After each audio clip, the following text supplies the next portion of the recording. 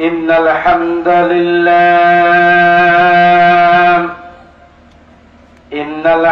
لله نحمده ونستعينه ونستغفره ونعوذ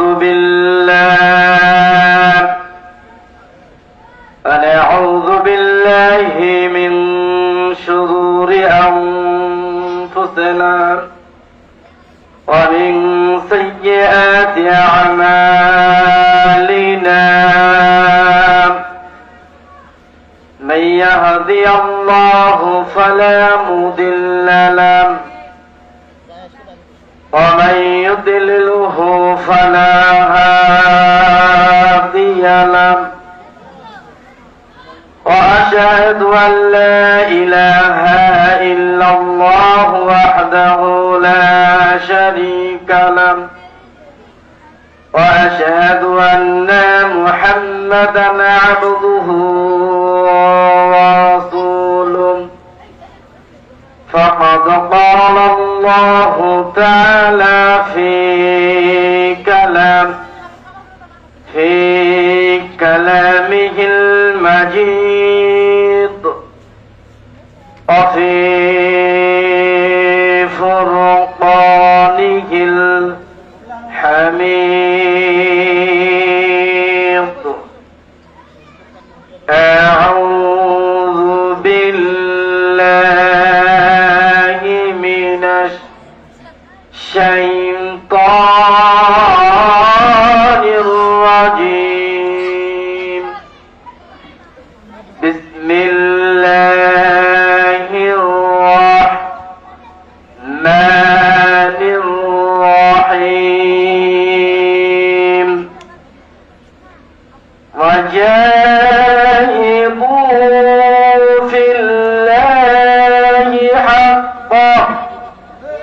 حق جهاده هو اجتباكم وما جعل عليكم في الدين من حرج ملة أبيكم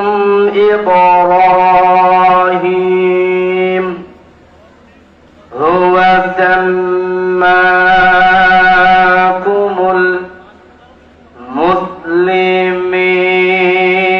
المسلمين فقال تعالى فقال رسول الله صلى الله عليه وسلم إن الله وملائكته يصلون على النبي يا أيها الذين آمنوا صلوا عليه وسلموا تسليما যারা পারেন দরুদ ইব্রাহিম পড়েন اللهم صل على محمد وعلى آل محمد كما صليت على إبراهيم وعلى آل إبراهيم إنك حميد مجيد جي মহান আল্লাহ তাআলা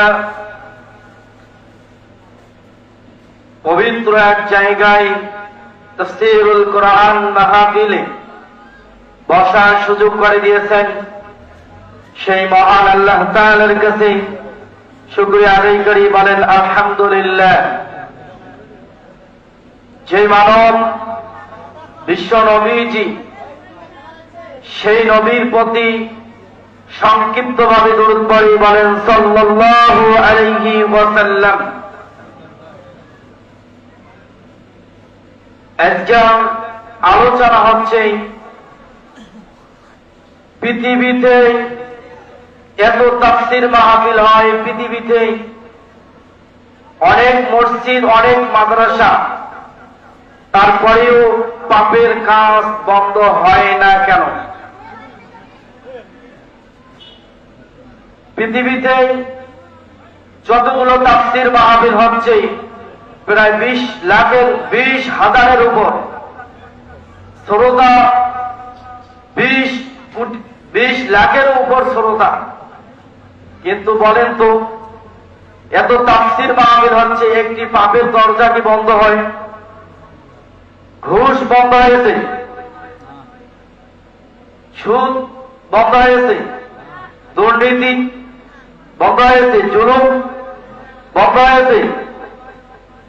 হয় নাই। বাংলাদেশে 5 লক্ষের উপরও মসজিদ, 5 লক্ষ ইমাম, 5 লক্ষ মুয়াজ্জিন পবিত্র জুমার দিনে তারা অত্যন্ত কোরআন ও হাদিস থেকে বক্তৃতা দেয়, কিন্তু আজ পর্যন্ত একটি মানুষ কি সুদ খাওয়া বন্ধ হয়েছে? সুদ খাওয়া বন্ধ হয়েছে? এত পর্দার কথা কইতে কইতে আতাউল করে ওসমানের কণ্ঠই শেষ, তারপরেও মা বোনেরা পর্দা করে না। এত পর্দার ওয়াজ, তারপরেও পর্দা আছে। এত সালাতের কথা, নামাজের কথা, তারপরেও কি নামাজ পড়ে মানুষ? পড়ে না। কিন্তু এই কোরআনুল কারীম, যদি মেন জায়গা থাকতো, অর্থাৎ পার্লামেন্টে থাকতো, সেখান থেকে আজকে আইন পাস হলো। আইন পাস যদি হতো, নামাজের যদি আইন পাস হতো, প্রত্যেকটা মানুষ নামাজ পড়তে বাধ্য। কথা ঠিক কিনা? সেখানে যদি সুদকে হারাম করে দিয়েছেন আল্লাহ রাব্বুল আলামিন, সেখান থেকে যদি সুদ বন্ধ করে দিত, আজকে কি মানুষ সুদ খাইতো? খাইতো না। তাহলে আমরা কি করলাম? এত তাফসীর মাহফিল, 5 লাখের উপরে মসজিদ, হাজার হাজার লক্ষ লক্ষ মাদ্রাসা, সেই মাদ্রাসা হাজার হাজার তালিম চলছে, কোরআনের কথা চলছে, কিন্তু একটি পাপের দরজা বন্ধ হয় নাই। আপনার মেয়েকে আপনি এখান থেকে কোন জায়গার মধ্যে, সুন্দরী মেয়েকে আপনি পাঠাই দিবেন কোন জায়গার মধ্যে, এই মেয়েটার সতীত্ব নষ্ট হওয়ার জন্য অনেক যুবক রাস্তাঘাটে আসতে কি আছে না? সেখানেও আছে। কিন্তু ইসলাম ছাড়া, কোরআন ছাড়া, কোরআন যদি পার্লামেন্টে থাকে, কোরআন যদি সংসদে থাকে, সেখান থেকে আইন পাস হবে, আর একটা একটা করে আইন পাস হবে, প্রত্যেকটা মানতে বাধ্য। কথা ঠিক কিনা? যেমন ডক্টর ইউনূস, তাকে প্রধান উপদেষ্টা, সে কি করল? যে রাসূল সাল্লাল্লাহু আলাইহি সাল্লাম যেদিন জন্মগ্রহণ করেছেন 12 রবিউল আউয়াল, সেখান থেকে বক্তৃতা দিচ্ছে।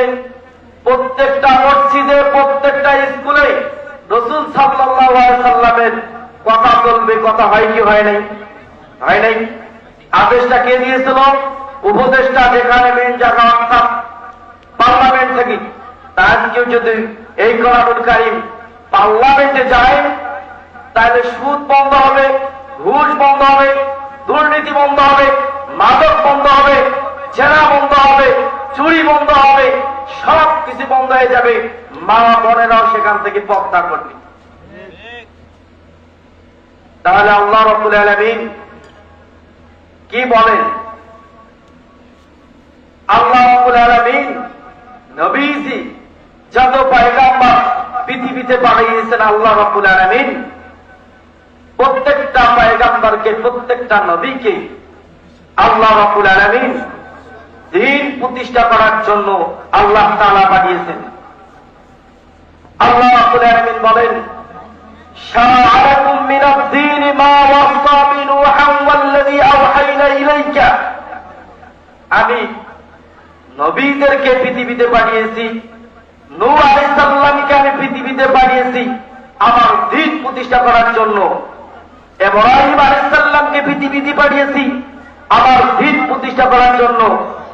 নূহ আলাইহিস সালামকে পাঠিয়েছি, পৃথিবীতে পাঠিয়েছি আমার দ্বীন প্রতিষ্ঠা করার জন্য, কোরআনুল কারীম প্রতিষ্ঠা করার জন্য, সমাজ এবং রাষ্ট্রে। কথা ঠিক কিনা? আল্লাহ রাব্বুল আলামিন বলেন, হুয়াল্লাযী আরসালা রাসূলাহু বিল হুদা ওয়া দীনিল হক লিইযহিরাহু আলাদ দীনি কুল্লি। আমি আল্লাহ রাব্বুল আলামিন পৃথিবীতে মুহাম্মদ রাসূলুল্লাহ সাল্লাল্লাহু আলাইহি ওয়াসাল্লামকে পৃথিবীতে পাঠিয়েছি, হকের উপর পাঠিয়েছি, আমার দিন প্রতিষ্ঠা করার জন্য পাঠিয়েছি। কোরআন দিয়ে রাষ্ট্র চলবে, কোরআন দিয়ে সমাজ চলবে, কোরআন দিয়ে স্কুল কলেজ ভার্সিটি চলবে। এই দিন প্রতিষ্ঠা করার জন্য আমি রাসূল সাল্লাল্লাহু আলাইহি সাল্লামকে পৃথিবীতে পাঠিয়েছি। আর আল্লাহ রাব্বুল আলামিন বলেন, ওয়াজাহিদু ফিল্লাহি হাক্কা জিহাদি। আর মুসলমানেরা, ইমানদারেরা, তোমরা জিহাদ করবে, দিন প্রতিষ্ঠিত করবে। ওয়াজতাবাকুম ওয়া মা জাআলাকুম ফিদ-দীন। আর আমি আল্লাহ রাব্বুল আলামিন তোমাদেরকে মনোনীত করেছি আমার দিন প্রতিষ্ঠা করার জন্য। বলেন সুবহানাল্লাহ। তাহলে দিন জমিনে, আল্লাহর জমিনে আল্লাহর দিন প্রতিষ্ঠিত হবে। আল্লাহ তাআলা যারা জমিনে, আল্লাহর জমিনে যারা দিন প্রতিষ্ঠা করার কথা বলে, দিনের কথা বলে, আল্লাহ রাব্বুল আলামিন তাদেরকে মনোনীত করে দিয়েছেন। বলেন সুবহানাল্লাহ। এই জমিনে যদি আল্লাহ রাব্বুল আলামিনের দিন প্রতিষ্ঠিত হয়, আল্লাহ রাব্বুল আলামিন বলেন, ইয়া আইয়ুহাল্লাযীনা আমানু ইন তানসুরুল্লাহা ইয়ানসুরকুম ওয়া ইউসাব্বিত আকদামাকুম। হে ঈমানদারেরা, তোমরা আমার দিনকে প্রতিষ্ঠিত করো, জিহাদ করো। তোমরা যদি জিহাদ করো, আকদামাকুম, আমি আল্লাহ রাব্বুল আলামিন তোমাদেরকে, আমি আল্লাহ রাব্বুল আলামিন প্রতিষ্ঠিত করে দেব। বলেন সুবহানাল্লাহ। তাহলে যারাই আমরা মুসলমান, আমরা ঈমানদার দাবি করি, আমাদেরকে দিন প্রতিষ্ঠিত করতে হবে। আল্লাহ রাব্বুল আলামিনের কোরআন সমাজে বাস্তবায়ন করতেই হবে। কথা বল ঠিক কিনা? আল্লাহ রাব্বুল আলামিন বলেন, ওয়াসারিকু ওয়াসারিকাতু ফাকতাউ আইদিয়াহুমা জাযাআন বিমা কাসাবা নাকালাম মিনাল্লাহ। আল্লাহ রাব্বুল আলামিনের দিন যদি জমিনে প্রতিষ্ঠিত হয়, আল্লাহ রাব্বুল আলামিন বলেন, ওয়াসারিকু ওয়াসারিকাতু ফাকতাউ আইদিয়াহুমা জাযাআন বিমা কাসাবা। আর যদি সমাজ রাষ্ট্রে আল্লাহ রাব্বুল আলামিনের কোরআন প্রতিষ্ঠিত হয়, তাহলে যে ব্যক্তি চুরি করবে তাদের ডান হাতকে কেটে দিতে হবে। কথা বল ঠিক কিনা? তাহলে আল্লাহ রাব্বুল আলামিনের কোরআনের আইন যদি পার্লামেন্টে থাকতো, কোরআনের আইন যদি সংসদে থাকতো, সেখান থেকে এই আয়াতটা বাস্তবায়ন হতো, সেখান থেকে আইন প্রতিষ্ঠিত হতো, আইন হতো। আর যারা চুরি করতো তাদের ডান হাতকে কেটে দিত। আজকে কি বাংলাদেশ থেকে হাজার হাজার কোটি টাকাকে বিদেশে দেওয়া লাগতো? তাহলে লাগতো না। তাহলে কোরআনটা যদি যে জায়গায় থাকার কথা সেই জায়গায় যদি কোরআনটা থাকতো, তাহলে ওই জায়গায় যদি কোরআনটা থাকতো, তাহলে এই আয়াতটা যদি সে জায়গায় আইন পাঠ হতো, তাহলে মানুষ যারা চুরি করতো, ডান হাতটা যদি একজনকার বাইতুল মুকাররম মসজিদের মধ্যে নিয়ে যদি তার ডান হাতটা কেটে দেওয়া হতো, একজনের ডান হাত কাটে দিলে হাজার হাজার চোর ভালো হইতো। কথা বল ঠিক কিনা? তাহলে একটি পাপের দরজা বন্ধ হবে না? যদি এই আইনটা পাঠায়, এই পাপটা বন্ধ হবে কি হবে না? হবে না? তাহলে এই পাপটা বন্ধ হবে। আল্লাহ রাব্বুল আলামিন বলেন, الزانية والزانية فاجلدوا كل واحد منهما 100 جلدة। যদি কোন মানুষ জেনা করে, তাকে বিবাহিত, অবিবাহিত পুরুষ, অবিবাহিত নারী যদি হয়, তাকে 100 বেয়াত আঘাত করতে হবে। 1 বছরের জন্য তাকে দেশান্তর করতে হবে। আল্লাহ রাব্বুল আলামিন বলেন, যদি কোন মানুষ বিবাহিত পুরুষ, বিবাহিত নারী হয়, তাহলে তাকে অর্ধেক পুঁতে পাথর মেরে তাকে হত্যা করতে হবে। জেনাখোরকে, একটি জেনাখোরের বিচার যদি বাংলার জমিন হতো, হাজার হাজার জেনাখোর ঠিক ভালো হয়ে যেত। কথা বলে ঠিক কিনা? একটি জেনাখোরের বিচার হতো, একটি জেনাখোরের যদি বিচার বাংলার জমিন হতো, হাজার হাজার জেনা সমাজে বন্ধ হতো। কথা বলে ঠিক কিনা? আমরা তো জেনা বন্ধ করব কি? জেনার লাইসেন্স দেওয়া হয়েছে, পুতিতার লাইসেন্স দেওয়া হয়েছে, সুদের লাইসেন্স দেওয়া, ঘুষের লাইসেন্স দেওয়া, সব কিছুর লাইসেন্স দেওয়া হয়েছে আমাদের বাংলাদেশে। তাহলে আমরা কিভাবে মুমিন দাবি করি? যেই জমিনে যে আল্লাহ রাব্বুল আলামিন বলেন আল্লাযী খালাকাস সামাওয়াতি ওয়াল আরদ, আসমান এবং জমিন আমি আল্লাহ রাব্বুল আলামিন সৃষ্টি করেছি। যে আসমান আল্লাহ তাআলা বানিয়েছেন, জমিন আল্লাহ তাআলা বানিয়েছেন। যেই জমিন আল্লাহ রাব্বুল আলামিন বানার পরে এই জমিনের মধ্যে যা শস্য হয় আপনি আর আমি খাই, আর সেখান থেকে রক্ত মাংস হয়, আর আল্লাহর বিরুদ্ধে আমরা আইন তৈরি করা হয়, ঠিক কিনা? তাহলে যেই জমিন আল্লাহ তাআলা আল্লাহ রাব্বুল আলামিন বলেন আলা লাহুল খালকু ওয়াল আমর, আল্লাহ রাব্বুল আলামিন বলেন সৃষ্টি যার, হুকুম চলবে তার। তাহলে বাংলার জমিনে সৃষ্টি আল্লাহর, আত্মীয় সৃষ্টি আল্লাহর, আপনার রক্ত চলে আল্লাহর হুকুমে, আপনি চোখ দুটি দেখেন আল্লাহর হুকুমে, আপনার নিঃশ্বাসটাও আল্লাহ রাব্বুল আলামিন দিয়েছেন। কিন্তু আল্লাহ রাব্বুল আলামিনের অর্ডার মতো আপনাকে চলার কথা, কিন্তু আল্লাহ রাব্বুল আলামিনের অর্ডার মতো আপনি চলেন না। তাহলে কিয়ামতের ময়দানে আপনিও আল্লাহর কাছে ধরা খাবেন। কথা বলেন ঠিক কিনা? আল্লাহ রাব্বুল আলামিন বলেন ইনিল হুকমু লিল্লাহ, একমাত্র হুকুমদাতা হচ্ছে আল্লাহ। আল্লাহর হুকুম বাদ দিয়ে তাগুতের হুকুম আমরা মেনে নেই। আল্লাহর দ্বীন প্রতিষ্ঠিত করতে যারা চায় তাদের বিরুদ্ধে আমরা কথা বলি। আল্লাহর দ্বীন, আল্লাহর জমিনে আল্লাহর কোরআন যারা প্রতিষ্ঠিত করতে চায় তাদের বিরুদ্ধে আমরা কথা বলি, আর তাদেরকে আমরা দেখতেই পারি না। যদি আল্লাহর জমিনে আল্লাহর দ্বীন প্রত্যেককে যারা মুমিন দাবি করবে, যারা ইমানদার দাবি করবে, আল্লাহর জমিনে আল্লাহর দ্বীন প্রতিষ্ঠিত করতে হবে। আল্লাহর দ্বীন যদি আপনি প্রতিষ্ঠা করেন আর ওই অবস্থায় যদি আপনি মারা যান, তাহলে আপনি শহীদের মর্যাদা পাবেন।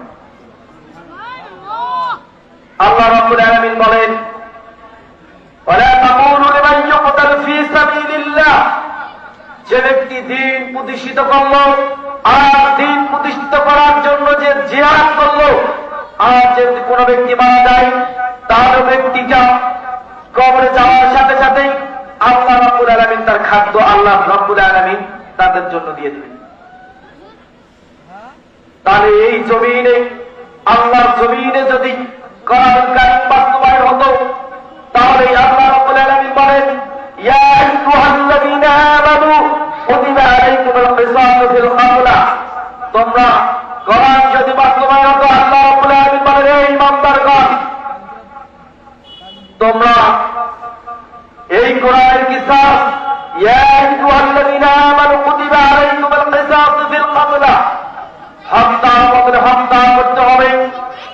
যেখানে যে যাকে হত্যা করা হয়েছে তাকে হত্যা করতে হবে। বাংলার জমিনে 2014 সাল থেকে শুরু করি, 57 থেকে শুরু করি 57 জন পুলিশ অফিসারকে যারা হত্যা করেছেন, আল্লাহর ভাষায় তাকে বিচারের আওতায় তাদেরকে হত্যা করতে হবে। কথা বলেন ঠিক কিনা? এটা কি রাজনীতির কথা না কোরআনের কথা? কোরআন। আল্লাহ রাব্বুল আলামিন বলেন ইয়া আইয়ুহা, এরকম কেউ হত্যা করতো তাহলে আপনি বুঝতেন আপনার সন্তানের কথা। কথা ঠিক কিনা? তাহলে এই কথা আলেম ওলামা বলেই যে তাদের বুকে অনেক ব্যথা। একটা মানুষকে, একটা জীবন্ত মানুষকে আর একটা মানুষ গুলি করে মারতেছে, এই কথাটা বললে কিছু সংখ্যক মানুষের গায়ে জ্বর এসে যায়। তাহলে যে মানল, আল্লাহ রাব্বুল আলামিন বলছেন যে যারা হত্যা করেছে অন্যায়ভাবে তাকে বিচারের আওতায় এনে তাদেরকে হত্যা করতে হবে। একজন তাকে যে হত্যা করা হয়, বিচারের আওতায় আনা হয়, তাহলে বিচারের আওতায় আনা হলে, বিচারের আওতায় যদি আনা হয় তাহলে একজনকার বিচার একজনের ফাঁসি দিলে হাজারটা জালেম ঠিক হয়ে যাবে। কথা বলেন ঠিক কিনা? আল্লাহ রাব্বুল আলামিন বলেন ইন্নাল্লাহা ইয়া'মুরু বিল আদল, তোমরা সুবিচার প্রতিষ্ঠিত করবে, ন্যায় বিচার প্রতিষ্ঠিত করবে। বাংলার জমিনে যদি সুবিচার প্রতিষ্ঠিত থাকতো, হাজার হাজার আলেম ওলামা জেলখানার মধ্যে যাওয়া লাগতো না, আমির হামজাকে জেলখানার মধ্যে যাওয়া লাগতো না, মামুনুল হককে জেলখানার মধ্যে যাওয়া লাগতো না। এদেরকে কোরআনের কথা আজকে বলতো। কথা বলেন ঠিক কিনা? তাহলে যারা আজকে যারা যে 5 তারিখের পর থেকে ক্ষমতা যারা নাই, যাদেরকে জেলখানার মধ্যে ঢোকা হয়েছে, সেখান থেকে যারা বের হয়ে আসে, আসার পর তারা এত হাসি উল্লাস করে, আর আলেম ওলামা জেলখানার মধ্যে থেকে বেড়ে তাদের ডান্ডা বেড়ি পড়া হয়,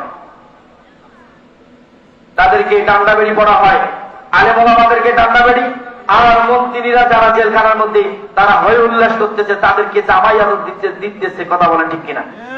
আর আলেম ওলামাদার যখন জেলখানার মধ্যেই মাসুদ, যখন জামাত ইসলামের ডক্টর মাসুদ সাহেবকে তোলা হয়, ডান্ডা বেড়ি পড়া হয়, তারা দুইজন পুলিশ ঘাড়ে করে নিয়ে যায়। অবৈধভাবে আল্লামা দেওয়ান সাহেবকে হত্যা করেছে যারা, তাদেরকে বিচারের আওতায় এনে তাদেরকেও হত্যা করতে হবে। কথা বলেন ঠিক কিনা? তাহলেই আল্লাহ রাব্বুল আলামিনের দ্বীন প্রতিষ্ঠিত করতে হবে, কোরআনুল কারীম বাস্তবায়ন করতে হবে। সমাজে প্রত্যেকটা মানুষকে ভূমিকা রাখতে হবে, আল্লাহ রাব্বুল আলামিনের কোরআনকে প্রতিষ্ঠিত করতে হবে। আমি এই পর্যায়ে আমার বক্তব্য আমি শেষ করলাম। ওয়া আখির দাওয়ানা আনিল হামদুলিল্লাহি রাব্বিল আলামিন।